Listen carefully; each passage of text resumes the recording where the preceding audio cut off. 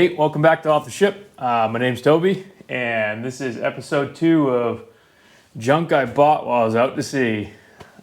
So I'm home, I'm working on projects, often with you guys, and I try to plan a month in advance so that, when I'm on the ship, I've got some dwell time, especially early in the morning, late at night, I can, get a little of this research done and order up some parts. And so I do that, and I'm often met with a giant pile of packages. I would say this might be an all-time high so far as volume goes.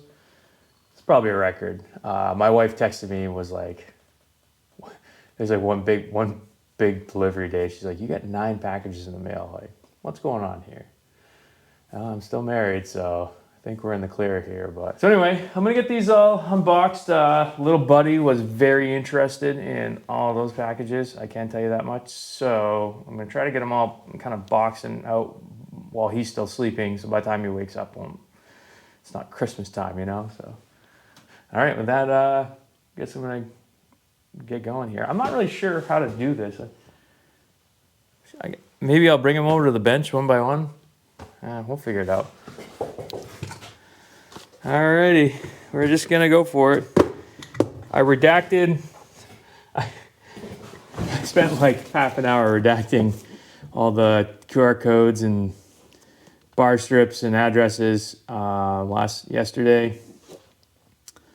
I don't want to put any eBay sellers, house on the internet, so don't mind that. While I was trying to sneak out of the bedroom this morning, I think I ultimately failed at that. Actually, I know I did, but forgot my pocket knife, so we're using Mr. SnapOn auto loader.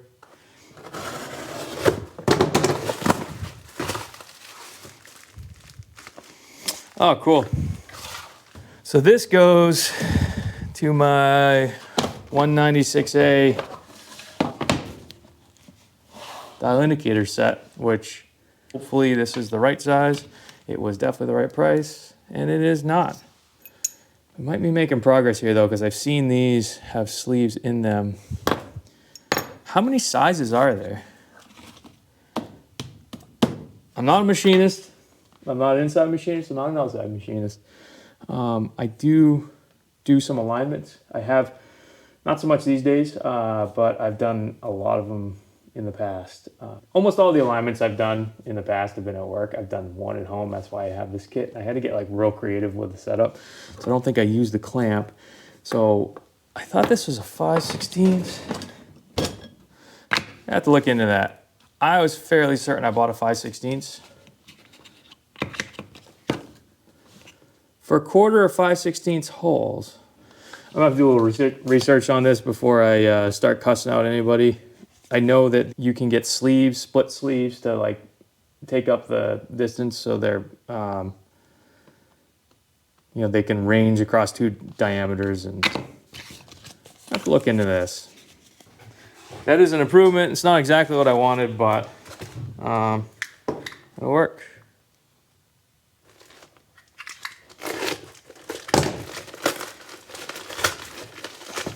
What is this? Something cool and old. Oh, that's a Kohler, genuine Kohler connecting rod.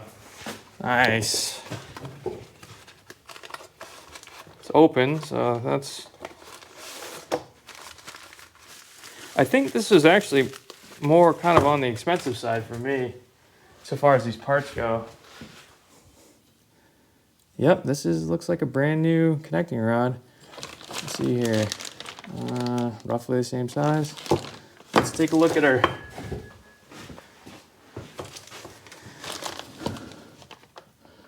$23.17.85 Yahtzee.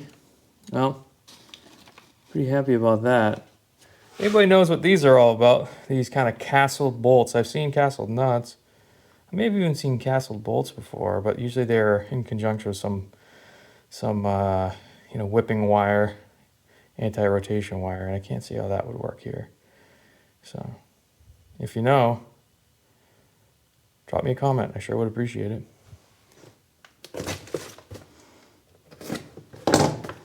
Got a couple tools in here I'm looking forward to, so hopefully we can get that.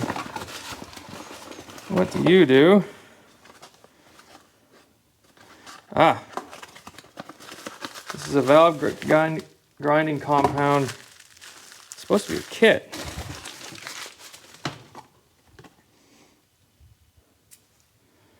Oh, look at that.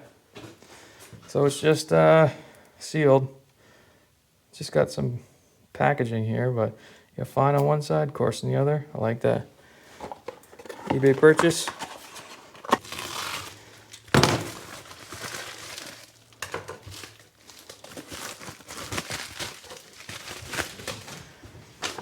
So this is a KD number 608 valve keeper inserting and removing tool. It was in the John Deere manual. So these have these little springs that hold the keepers in place, and I suppose you just drop your keepers on there, kind of put them around the valve, and then maybe you lower the spring, which gets on the ramp of the keepers and kind of pushes this off. But we're gonna have to check out how these work. Pretty pumped about these. They are in like real slick shape for, you know, probably 60 years old or whatever. So sweet. Oh, this looks fun.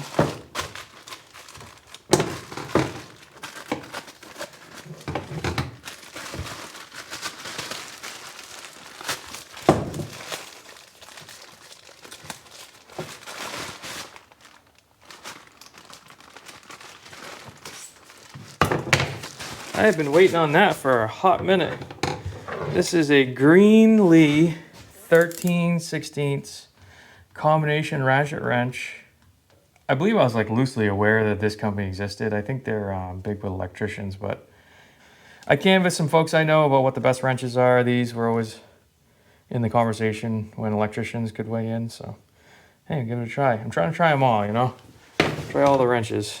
The only issue with my otherwise flawless plan is that these all kind of look nice and, you know, how they should be. And you got all these. I don't even know if this will work with 3/4. I'm gonna have to get a shorter 3/4, I guess, but whatever, we'll figure it out. Just realizing we are 40 minutes into this and I just opened 3 packages, so I'm gonna try to speed this up a little bit.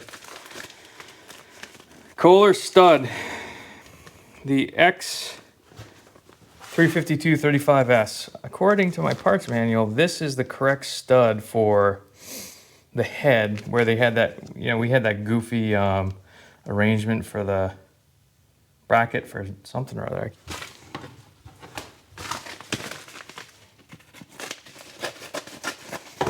Another Kohler part, a valve, exhaust valve insert. A lot of part numbers going on here, but hopefully this doesn't only go to a K22.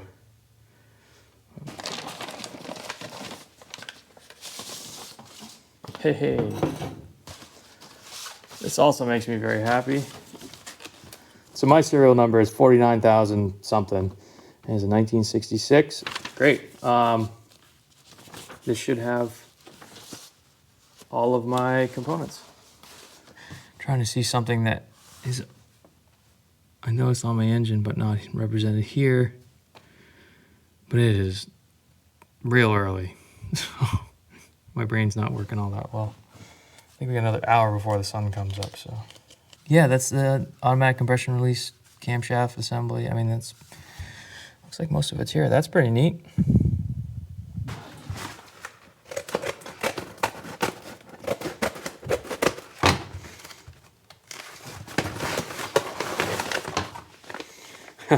Yeah, this. All right, so this is for a different project, for my my press project. I've got some other parts in here, so I'll just put this aside for the moment. It's just a hydraulic fitting, 3/8 male BSBP to 1/4" male NPT.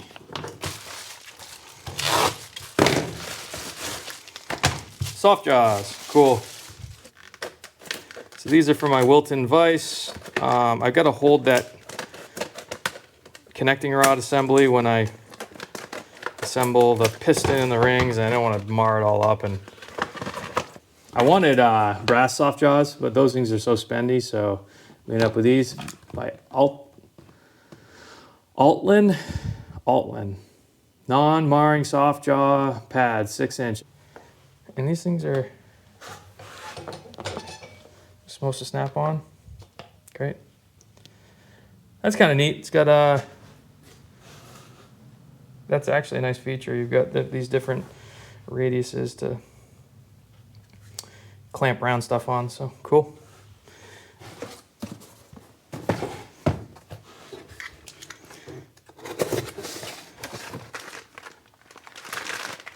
All right.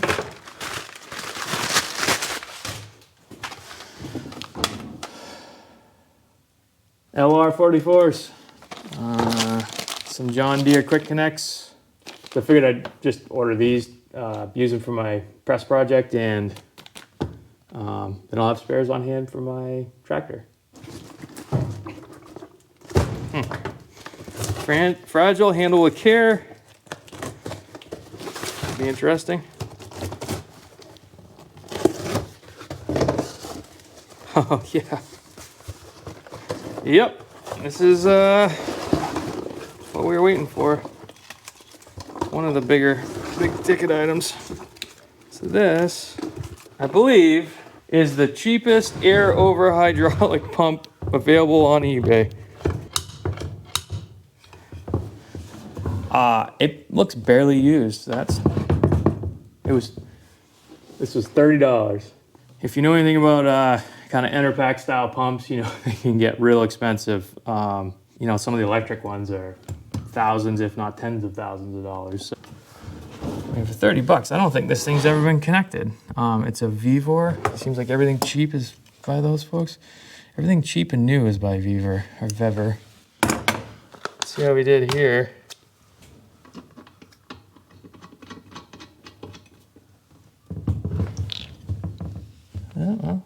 This is all going to my press project here.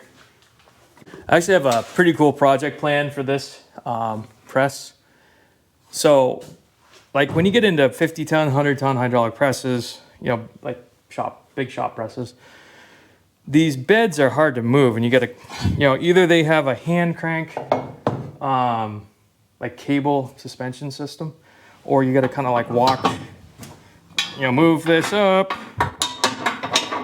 Hope it doesn't slide out and kill anybody. And move that one up. It's a pain.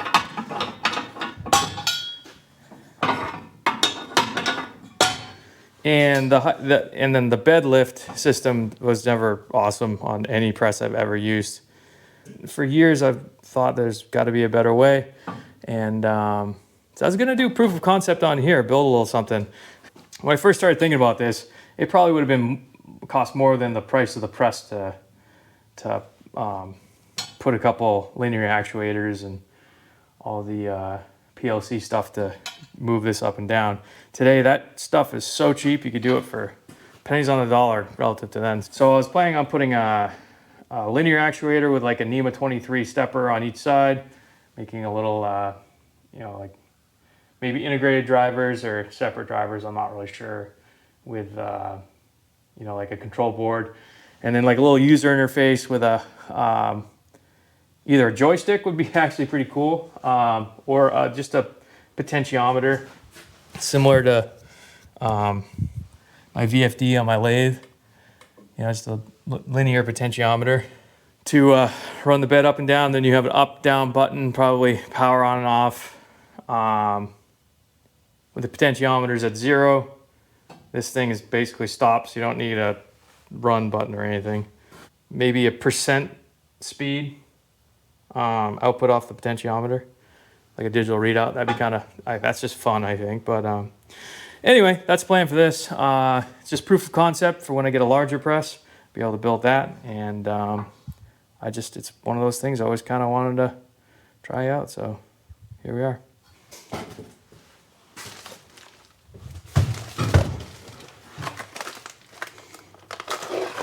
I think that's for the press as well. This is a PSI and bar pressure gauge of 10,000 PSI, 700 bar. I did not like the pressure gauge on that. I don't understand metric tons intuitively. I do understand PSI and bar intuitively, so.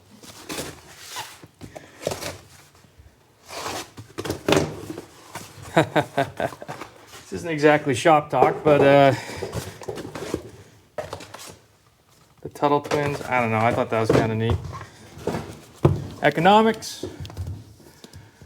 The ABCs of the American Revolution, cool. ABCs of Liberty, that's pretty broad topic, I don't know how that. The 1, 2, 3s of helping.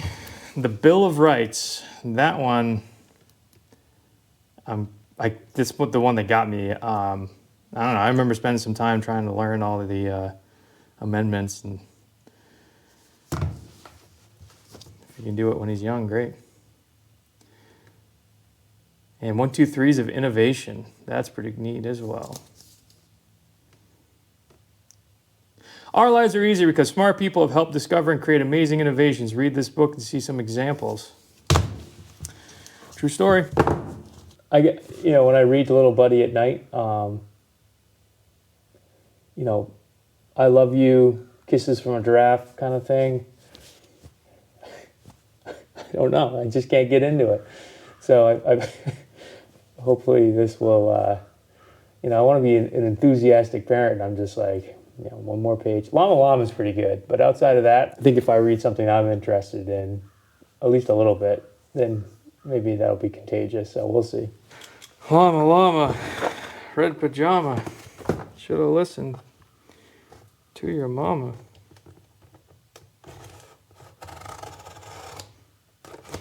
So, Ohio Rusty stuff, I can't even remember what.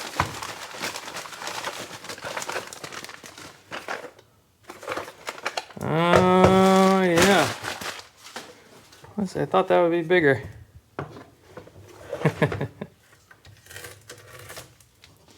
So this was one of the, I thought it was going to be a major purchase. It was $121.41 from Ohio Rusty Stuff. It is a Neway 102W valve seat cutter for, engines in the same class as the Kohler. Barely used. Hopefully all the parts are here. These things are really expensive, straight from Neway, so yeah. And 5/16 pilot is what we want. 5/16. Perfect.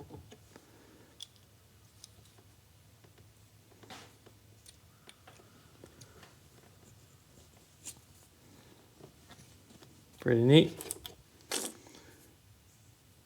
And then here's your two patterns. I actually don't know how to use this. I'm gonna have to sit down, have a think and a read. But the basic concept's pretty obvious. You drop it in, and these carbides kind of cut the geometry you're looking for.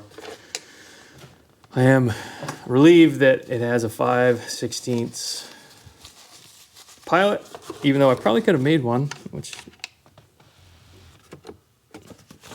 Neway valve seat cutter. The perfect tool for small engine repair.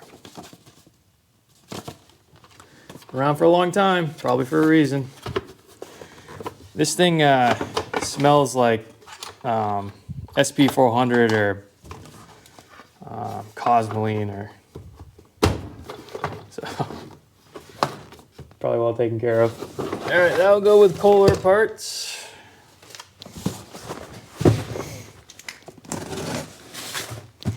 Really no idea what this one is.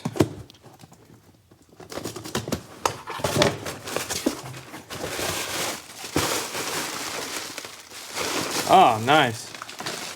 Stencil sharpener.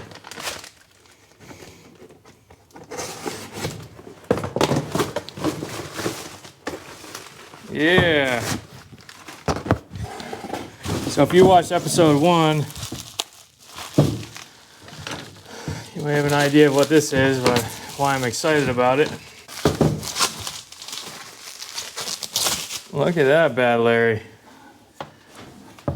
Ooh, son. This is a 1/2 inch flex head SnapOn ratchet. It is SHX808, made in the USA. This thing's pretty sweet. So,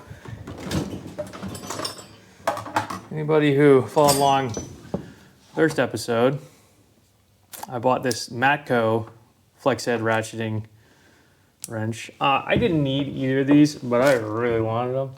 And I almost bought some Icon, Harbor Freight Icon. I almost bought one of those, and I said, you know what, for the same price, I could probably get US made. So, yeah, I bought these. They are probably my nicest ratchet. They are definitely my nicest ratchets ever, particularly this one. I saw one of these for sale, used, for like $700. I texted my brother-in-law, who knows a little bit more about Snap-on tools than I do, and he said that it was like a commemorative edition or something like that, but like $700 for a ratchet. I knew these things are crazy expensive. They may not be $700, but I mean, they're very expensive. So, but you know, Snap-on for a reason. So I bought this, and I couldn't be more pumped.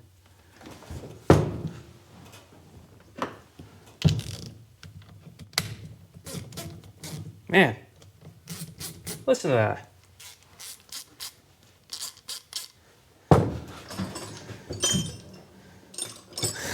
I've got my very first ratchet right here. I bought this when I was 16 years old. Listen to that. It's a Craftsman. Everything's served me well, but man, ooh, son, I am pumped about that.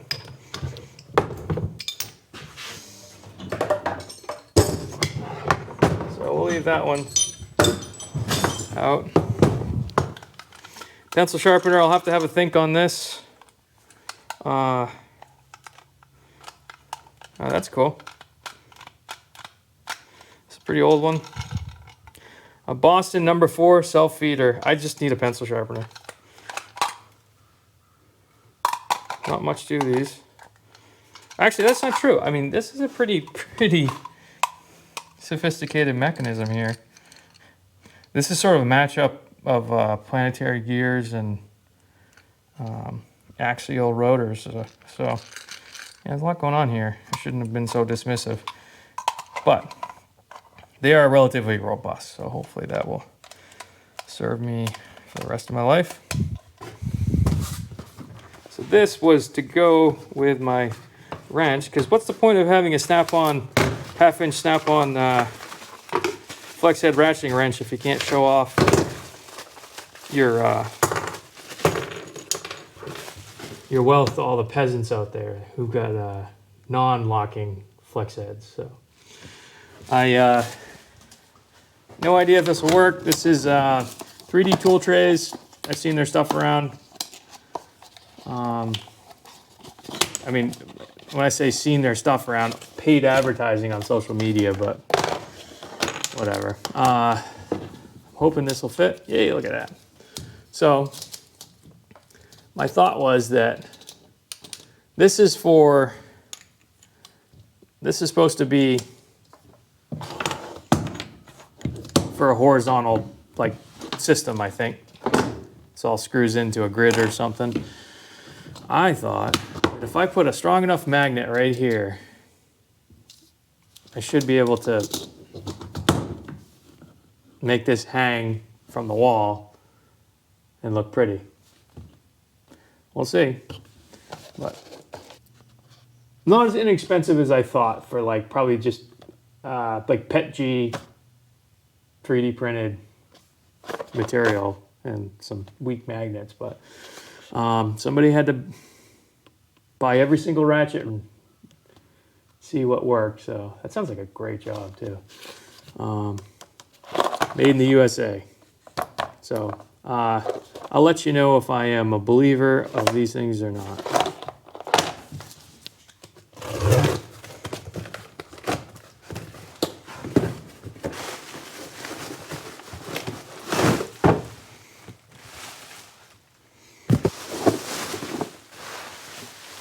So here we are.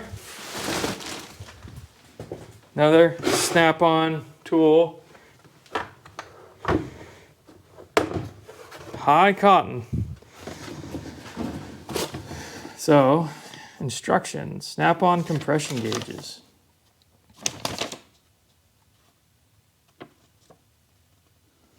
This is just a small engine SnapOn engine test kit, compression test kit. It's pretty neat. Get some plastic bits in there. I guess this one's cord as well for a Schrader valve, so if you're trying to get your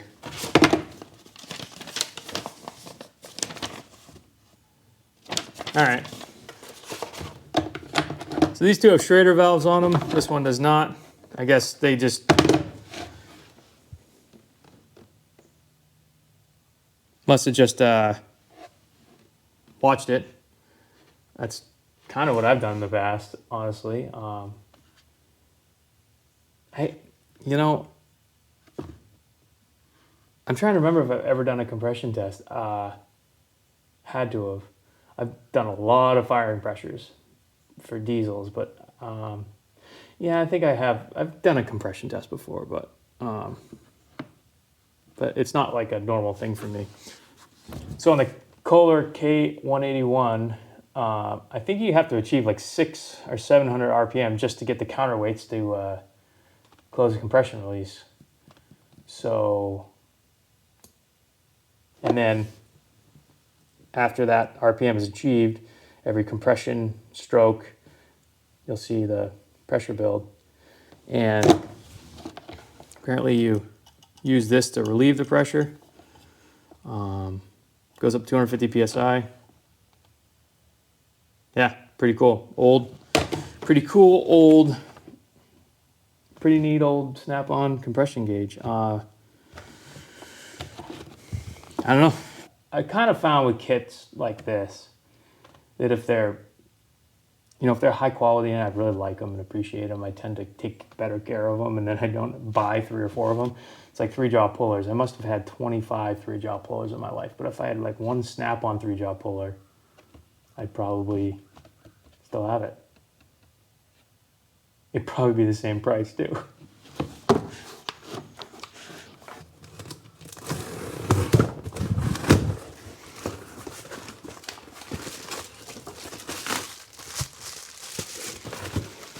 Assuming that's just packing. Cool. How do I open this without destroying a box that somebody's been preserving for probably 50 years?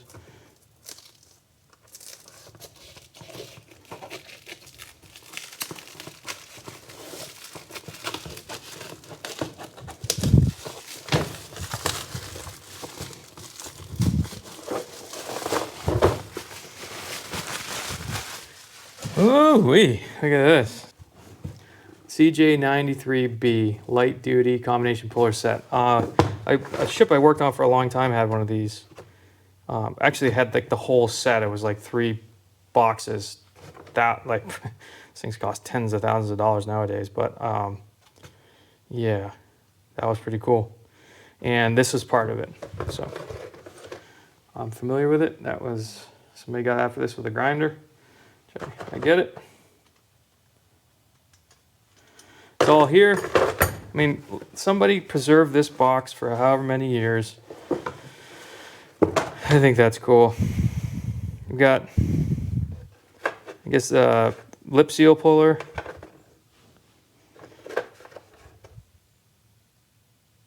It's pretty well used. I'm pretty sure that these implements are used often in automotive stuff.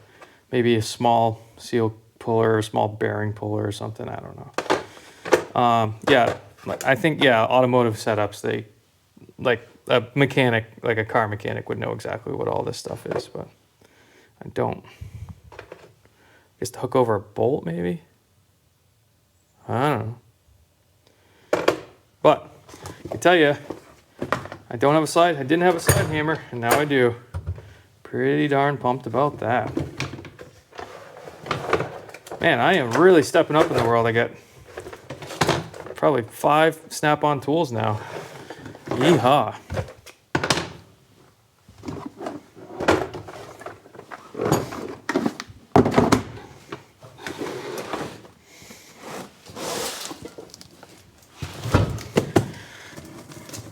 So this is from StupidSimpleTools. It is the SST026 Roto-Mount. I've got 2 boxes of stuff coming from them. Stumbled upon StupidSimpleTools thread pitch chart and really liked it. There's a lot of great information. So I went over to their website to buy that, and I left with a bunch of stuff. So that should be arriving, but this was one of the purchases as well.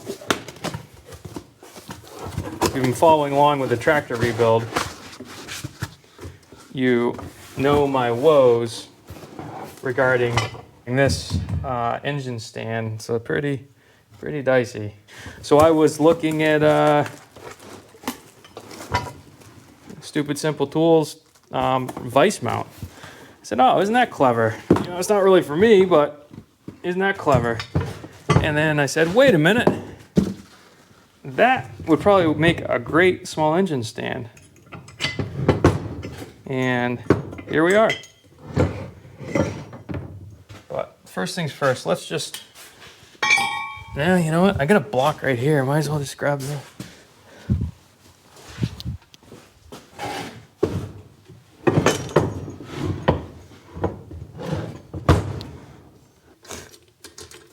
you idiot. All right, whatever, that's fine. Look at that. So, StupidSimpleTools Roto Vice Mount fits my small engine better than my small engine stand. Isn't that funny? That's awesome. Kind of leaving on a high note here. That was a pretty expensive gamble, and you know, it's due for a win anyway. So I'm still waiting on a couple more packages, specifically the StupidSimpleTools package. It's got a few things in it. I think it'll be a little surprise, but I'm very excited. You know, there are a few misses in there as always, but this didn't need it. But man, I sure do like it, and this is a win. The SnapOn compression tester, all there. The SnapOn puller set, also all there. This is, I really needed this to work out, and it did. Looks like this is all correct. Has all the information, which is also something I'm grateful for. So then I can create the geometry on these. Kind of neat. Not much to complain about here. All right, I'll check back in when package number 2 arrives, and we'll unbox that, and that'll be a wrap. All right, we're back. It's a day, 2 days later. Yesterday was a wash. Had to install a dishwasher. Little buddy just starting to figure out how to like open stuff, and he found that the lid of the dishwasher made a perfect trampoline, and dishwasher was a casualty. Pretty excited about these late arrivals. I think they're kind of the cool ones anyway. And this is a Fenix T6 automatic contractive tactical pen. I don't know what makes it tactical or contractive, but it's a flashlight, and I'm pretty excited about that. It's gotta be tactical just to get this thing out of here.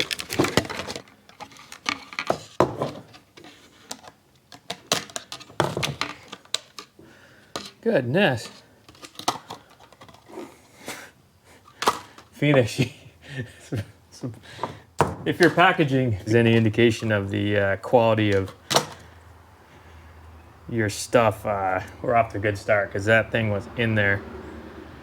All right, so this is a pen, a flashlight.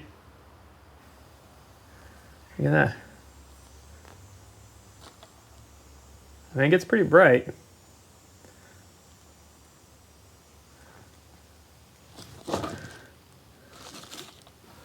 All right, so I guess that's not a flashlight. That's a ceramic bead for breaking glass.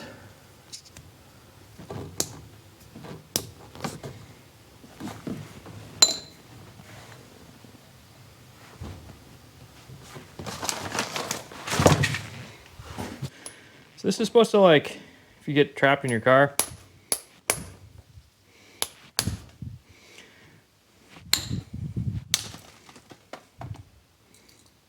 I guess it works. Well, busted through a pickle jar. Mount Olive, sweet relish. That's a relish jar. I mean, this thing is pretty well. I don't want to mess my. I already had another thumb injury here. I need a third one. But that one's pretty well done, so cool. So this Fenix T6 is a multifunctional self-defense tactical pen that's capable of illuminating, window breaking, and writing. Well, it definitely writes, it definitely window breaks.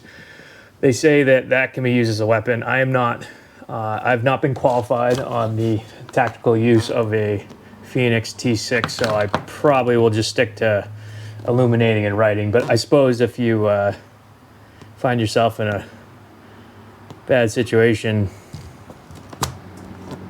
better than nothing, I guess. I don't know.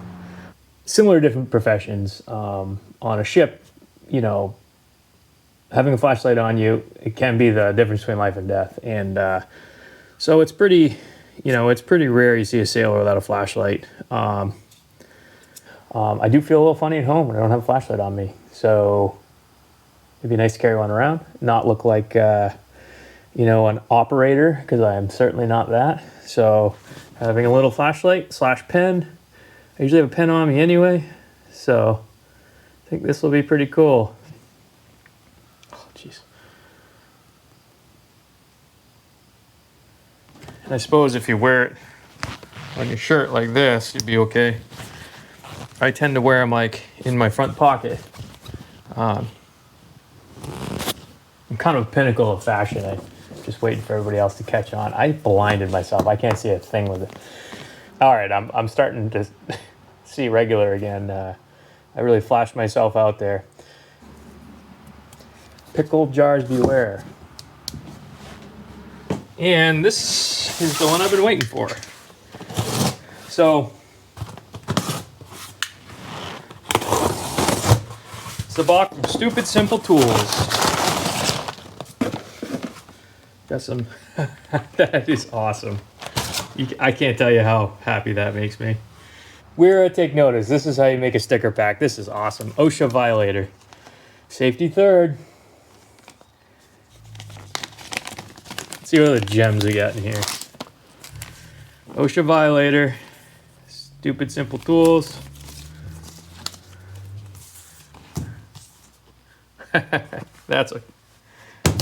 That is definitely going in the primo toolbox spot right now.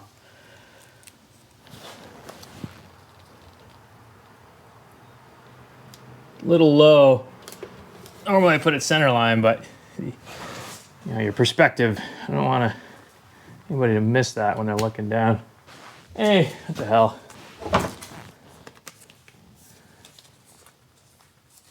It's a little trashy, but you know, it's a workshop. Nice. Nowhere in here do you see Wera tools, because Wera tools stickers are the ugliest darn things ever created. So Wera tools, listen up. This is what you want. If you're gonna make a tool or be a tool company or something, spend a couple bucks hiring a good graphic designer, come up with cool stickers. It makes me happy. It makes most people I know happy when you have a cool sticker. So I mean, you see them on laptops, you see them on workbenches. Stickers are universal. If you say you don't like stickers, you're a liar. And Stupid Simple Tools is pretty cool stickers. So these are the Identibolt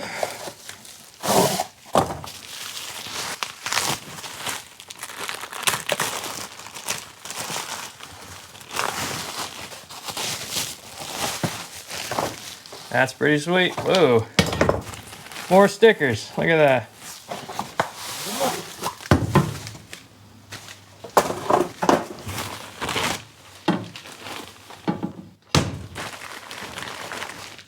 These are to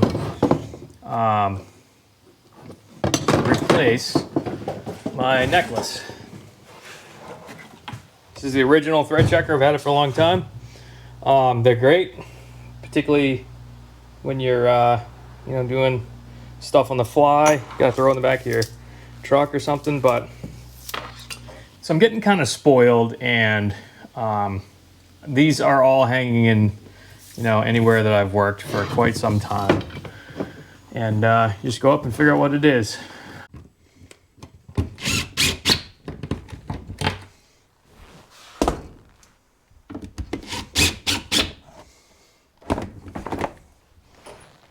You get a chance to visit this side of the tool bench much. This is sort of purgatory, but yeah, pretty cool. One thing I've seen is the relief for each of these holes, so that you can really pass through a bolt, just in case the first couple threads are, you know, not as consistent in the diameter, thread pitch, root, and all that as the rest of the bolt. But you know, I can do some standoffs or whatever if that's necessary. Plus, we're mostly in, you know, we on this one and then sort of this territory. So it's, the larger they get, kind of the easier they are to figure out what they are. So either way, pretty excited about that. So that brings us to the reason why I went to StupidSimpleTools in the first place. I went there to buy this and came out with a whole bunch of other stuff. So, and this.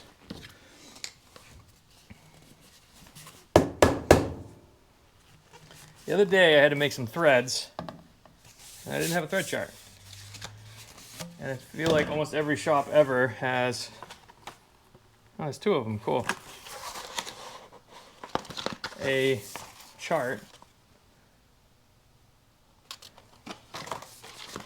with this stuff on it.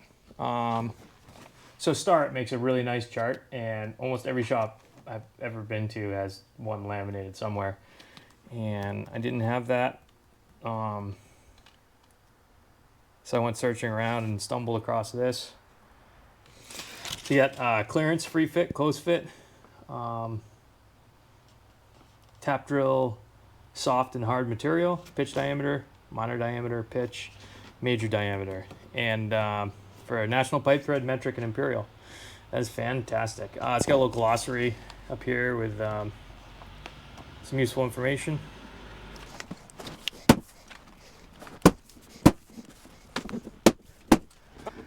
Well, I guess that's it for episode 2 of Junk I Bought While I Was Out to Sea. Just to manage expectations, this was a considerable amount of stuff to buy. But sometimes it goes like that, you know, you're trying to wrap up projects or pull things together. So here we are. Anyway, that's it. We're going to start working on